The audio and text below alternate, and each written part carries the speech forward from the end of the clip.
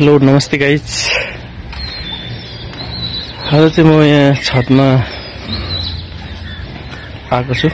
यहाँ चाहिँ मेरो काँक्राको बिरुवा चाहिँ यति ठुलो ठुलो भएर गइसक्यो। यो चाहिँ म यहाँ यो पानीको जार चाहिँ हिजो मैले बनाएको छु, यसमा चाहिँ म रोप्ने छु। र मैले अस्ति अगाडि खोर्सानीको चाहिँ यहाँनिर 3G कटिङ गरेको थिएँ। अहिले यतिको आइसकेको छ, यतिको भइसकेछ। अब यसमा मैले यो ठुलो ठुलो पात चाहिँ म टिपिदिन्छु।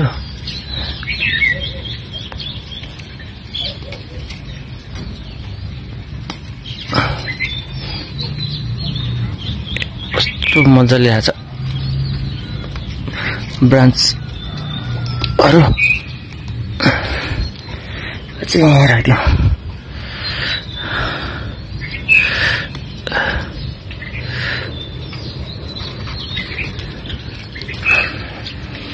यो चाहिँ हातले काटे पनि हुन्छ, उसले सिजरहरूले काटे पनि हुन्छ।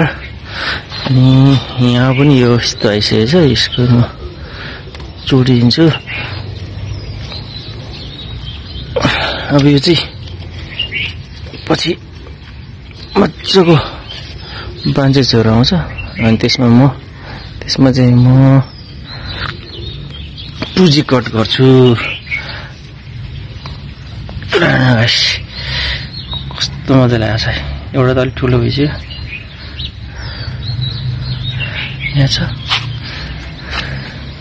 यहाँ चाहिँ आँप पनि फलिरहेछ। यहाँ छ, त्यहाँ भित्र छ, यहाँ एउटा भुइँमा पनि छौटे छ।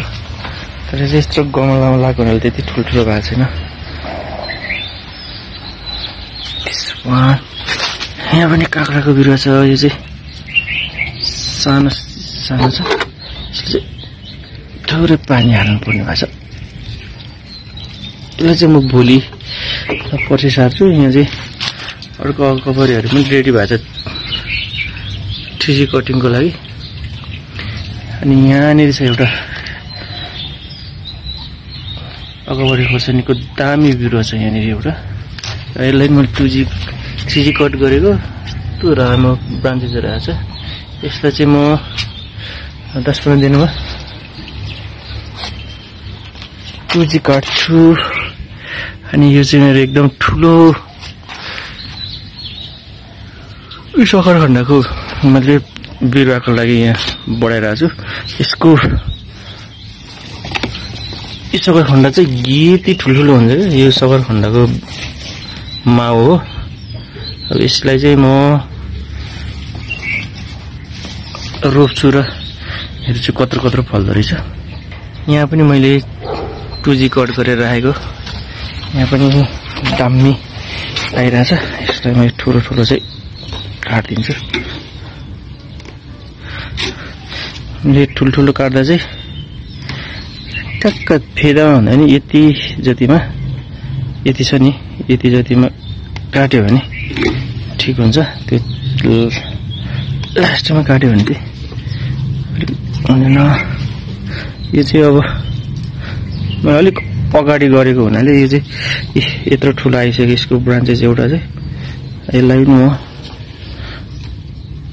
2G कट गरिदिन्छु। यसको पनि यति ठुलो आइसक्यो। अनि यस्तो यो अगाडि खोर्सानीको चाहिँ यसरी यो पातहरू चाहिँ भुइँमा लत्रिनु दिनु हुँदैन, यसले चाहिँ फङ्गसहरू लाग्छ। यसलाई चाहिँ भने यो तल के झार हुन्छ यो ल पनि भयो। यतापट्टि पनि मैले त्यस्तै गरेको छु है। यो पनि यति ठुलो आइसक्यो कि यसलाई चाहिँ यसलाई पनि काट्ने हो। अनि यो चाहिँ मजाले आउँछ।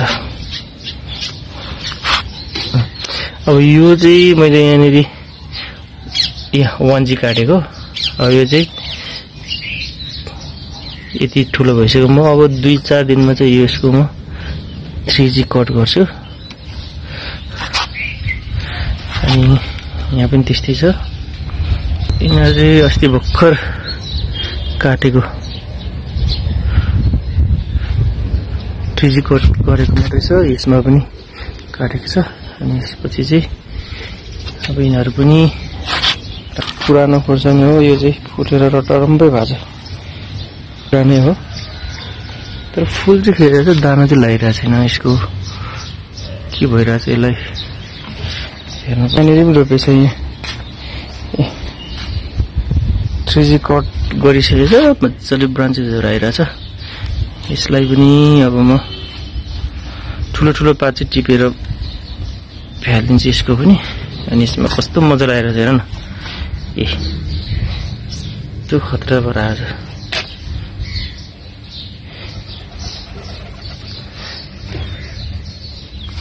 अब यो चाहिँ म यो ठुलो ठुलो पात सबै टिपेर अनि राखिदिन्छु र 15 दिनपछि फेरि यहाँहरूलाई म देखाउँछु।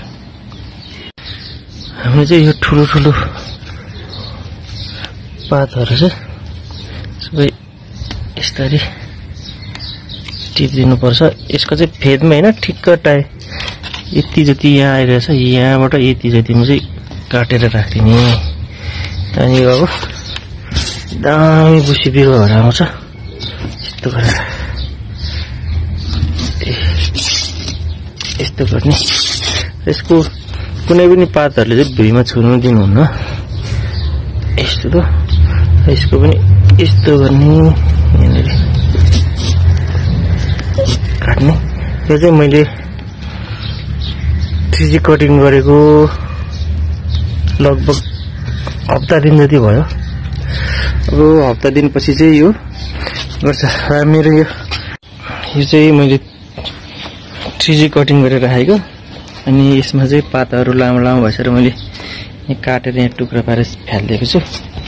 अब यो कार्टुनमा पनि त्यस्तै म ठुलो ठुलो चाहिँ काटेर यसरी पातहरू चाहिँ तल यसरी यहाँनिर भुइँमै लास्ने होइन कि, यहाँनिर यतिमा कट गर्ने, यतिमा कट गरेर अब यो चाहिँ 2G कट गरेर यस्तो राम्रो यो आएछ है ब्रान्चेसहरू। अब यो 5-7 दिनदेखि 10 दिन जतिमा अलिक लामो हुन्छ नि, यसलाई चाहिँ फेरि 2G कट गर्नुपर्छ। यो चाहिँ मैले फर्स्ट जेनेरेसन चाहिँ काटेको हो। फर्स्ट जेनेरेसन चाहिँ मैले यस्तोमा यहाँनिर यहाँ काटेको थिएँ, यहाँबाट यति धेरै ब्रान्चेसहरू आएको छ। अब यसमा प्लान्टहरू चाहिँ एकदम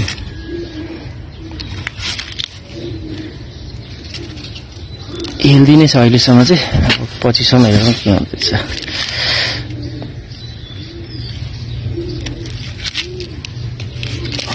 यस्तो तलको यो चाहिँ काटिदिनुपर्छ। यो चाहिँ यसको पातहरूले चाहिँ भुइँमा टच गर्नुहुन्न, किनभने यसलाई चाहिँ विभिन्न प्रकारको फङ्गसहरू लाग्न सक्छ। यसरी कट गर्ने है साथीहरू, यो पनि गरिदिने। मैले चाहिँ अगावरी खोर्सानीहरू लगभग 15-20 वटा लगाएको छु। अनि अब यतिमै हामीलाई फल्यो भने हामीलाई चाहिँ खान पुग्छ। अर्ग्यानिक अगावरी खोर्सानी खान पाइन्छ। हजुरहरूले पनि छतमा 2-4 बोट लाउनु भयो भने अगावरी खोर्सानी चाहिँ मजाले खानुपर्छ है। यो चाहिँ यहाँ त्यति गरेरको एउटा बिरुवा आफै उम्रेछ, यसलाई चाहिँ म अर्को पटमा सार्छु। यो पनि फल्छ होला, पोहोर साल त फलेको थियो त्यति गरेर। यसपालि मैले अगावरी खोर्सानी मात्रै लान्छ गाइस। अब यो चाहिँ टिक्काको बिरुवा भयो। अब यसमा चाहिँ ब्रान्चेसहरू टन्न आइरहेछ यसमा। अब हामीले चाहिँ फर्स्ट जेनेरेसनको लागि चाहिँ मैले कट गरिसकेको छु। अब यहाँबाट आएको ब्रान्चहरू चाहिँ सेकेन्ड जेनेरेसन आउँदैछ यसरी अब यो आइसकेपछि यसलाई कट गर्ने हो